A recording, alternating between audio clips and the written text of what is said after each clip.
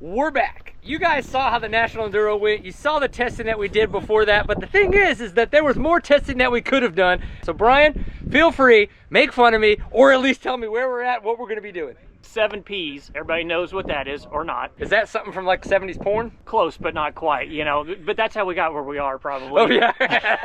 But we're at the place we should have gone to get his second test in before South Carolina. Instead, he bounced off a tree at a rocky place for testing. Oh, there was no bouncing. Yeah, that tree took out the radiator. Yeah.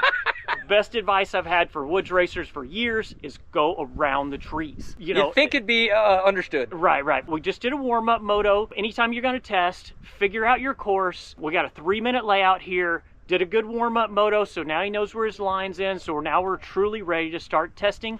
Just watching him, I followed him a lap, and just watching, I could see the bike was out of balance. It's front low, rear high. He's in between gears. Second thing is his brake pedal actuation is too high, because when he would sit in the corners he really needed the rear brakes, I would watch his butt scoot back on the seat so that he could operate the rear brake.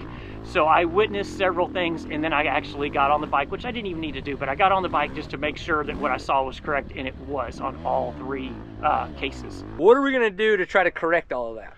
Okay, first thing we're gonna do is we're gonna start working on the balance of the bike, because balance is the most important thing all the time on the bike.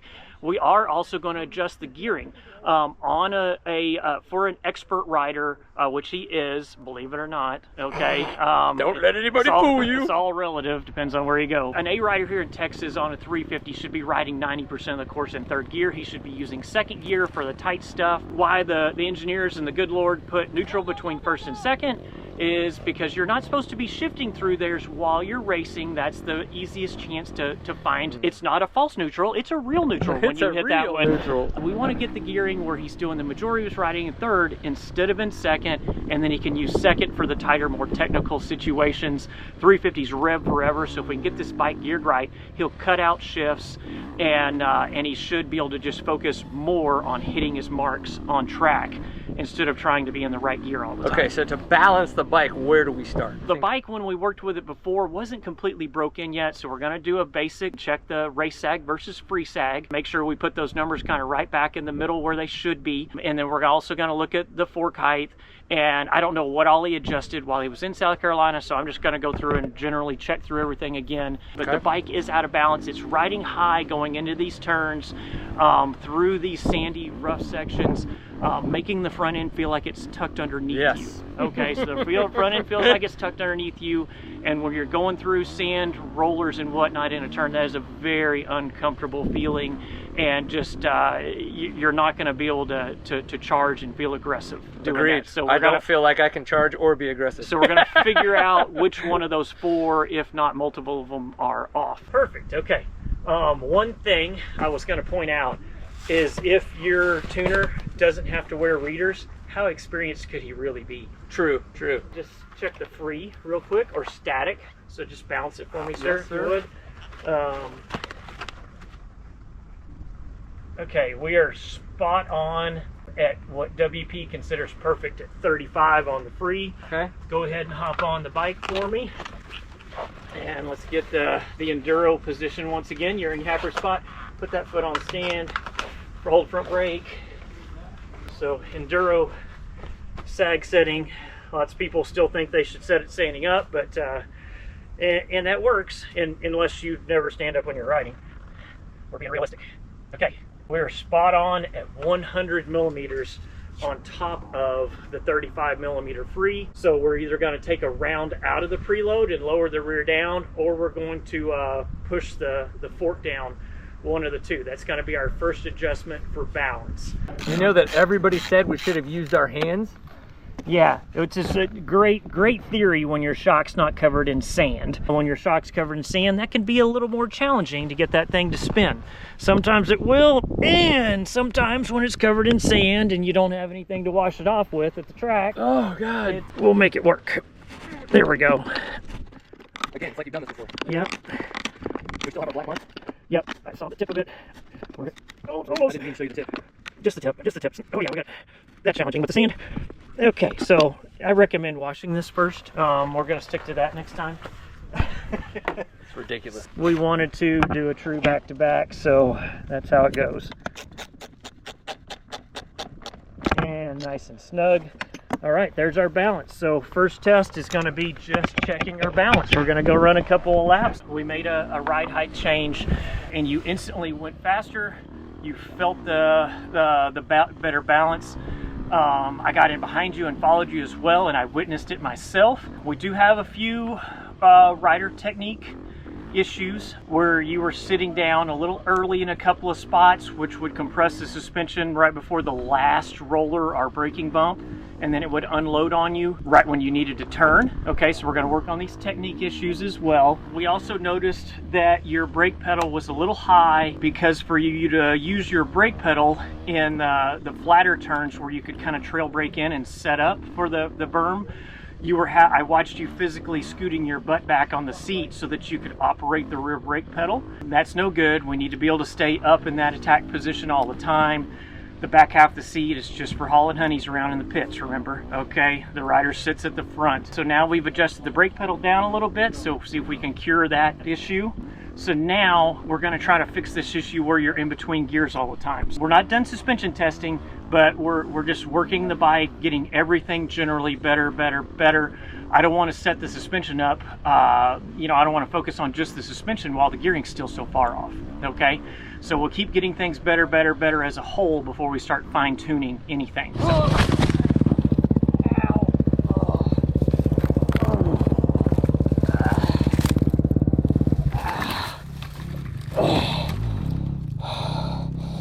Ouch.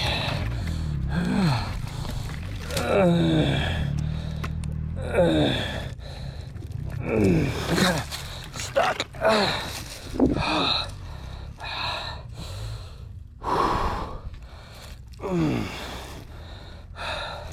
Damn, like just in that weird, awkward position.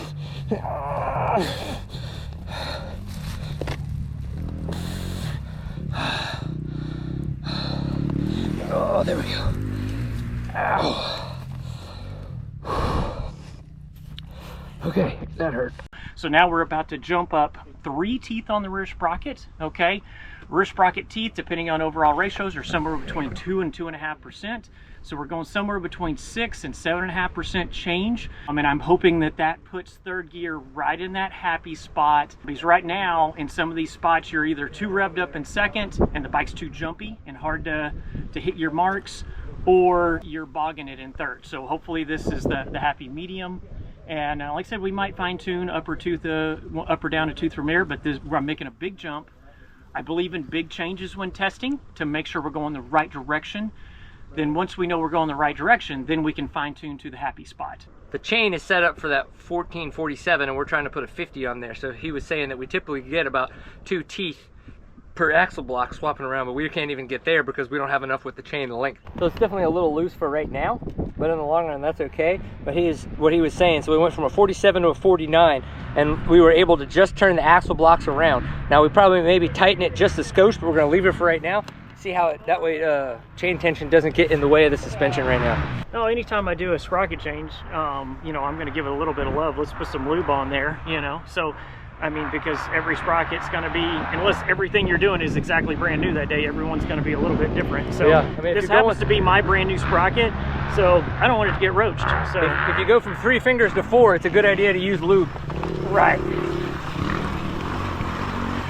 Man, that's some good technique there, Brian. Hey, put the lube on the inside. That's where it actually touches the sprockets. It's kind of common sense. Tell me about it. Brian just told me that we have a better motorcycle than we started with. We're batting 1,000 so far today.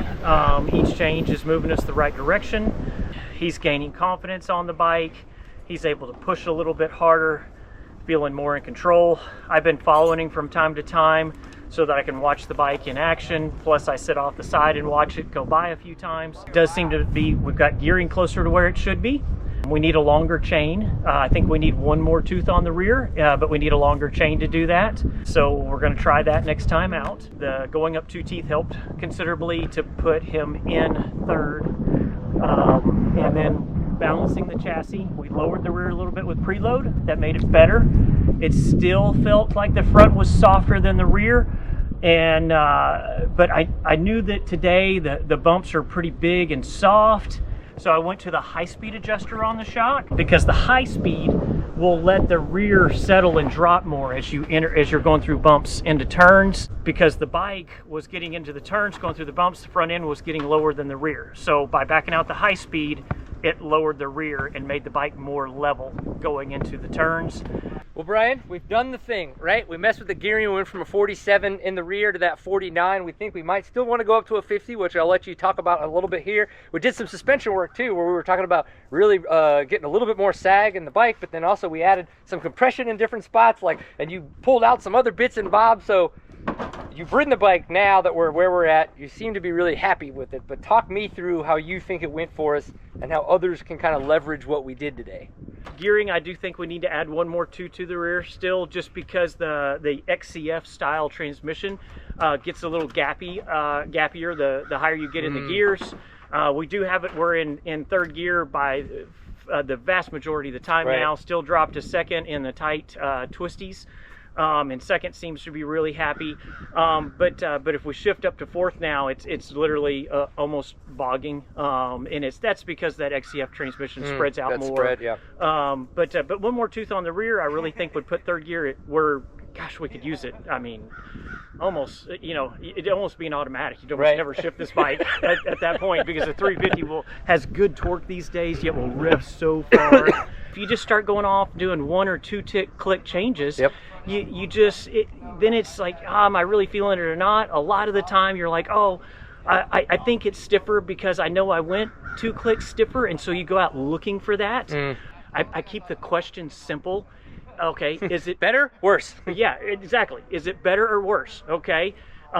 Is it better everywhere? Is it worse everywhere? If it's better 75% of the track, but this one spot seems worse, then let me know, and we'll see if we can find more balance that way. We have a much more raceable bike. I think you would have had a much better day at South Carolina with this setup. One of the things that I picked up on today is that now I can really start to notice where poor technique is coming in, and I think that it's because the bike feels so much more stable, and that it's like, okay, cool, now I know that or not that I know how to work on the technique for me, but now I can start to figure out that's a technique thing. Yeah, disseminate the fact that it's like, that's a technique thing, that's a Brian thing to work on. That's not like a thing I need to go find on the bike to make better. Yeah, and I don't hold back. When I work with people, if I see an obvious technique flaw, I'm very honest with them, and I say, okay, is that who you are, and that's not going to change, and we need to change the balance for the technique you want to ride with, that you're an old dog, you're not going to learn new tricks, or are you open-minded and you want me to adjust you and the motorcycle together? That's where Brian is, and anyway, so I'm working on his whole package together. Cool. Well, man, again, I really appreciate it. I think next time we'll try to make some more big swings if we think they're needed. If not, we're going to start taking this time to fine tune, and hopefully we get that across to you guys in a way that y'all can then use, right? Don't copy these numbers. Take the knowledge that Brian's sharing with us and apply it to the way that you work on your bike and the way that you adjust things. Right, Brian? Right. All right. Guys, enjoy getting seat time. If we don't get to see you on the trail, we'll see you on the internet. See you for the next one. Peace.